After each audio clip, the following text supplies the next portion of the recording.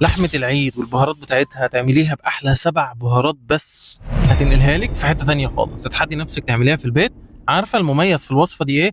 ان هي خفيفة وفي ال50 جرام وكمان سهلة، وهتعرفي كل صنف انت بتحطيه في الوصفة دي ليه. اعملي لايك وحفظ للفيديو علشان هتحتاجيه بعد كده. هنجيب مع بعض كمون اخضر بلدي 15 جرام، وده الاساس اللي بيدي للحمة تقل وعمق في الطعم. ونجيب كزبرة 7.5 جرام، بتدينا طعم الدافي الحرش اللي بيظبط معانا الميزان بتاع الوصفه. كده نجيب 6 جرام حبهان، وده السر في الريحه الفواحه اللي كلها جايه منه. والقرفه 6 جرام، بتدينا دفى وحلاوه خفيفه بتحسيها في كل لقمه. كبيبه صيني هنجيب 6 جرام، بتدينا طعم مركب وبتمزج المكونات ببعض.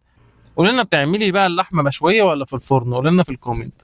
وكمان هنجيب مع بعض 6 جرام من القرنفل، ده مهم جدا واوعي تنسيه. المكونات دي في ال50 جرام، وعرفت كل صنف من الاصناف دي بتستخدميه في ايه وهيديك طعم ايه. ما تنسيش تعملي لنا متابعه، ولو عندك اي سؤال او استفسار سيبوه لنا في كومنت واحنا هنرد عليكي. وكل سنه وانتم طيبين. انا احمد شاكر من نوفا تريد، بقدم لك محتوى عن التوابل والمواد الغذائيه.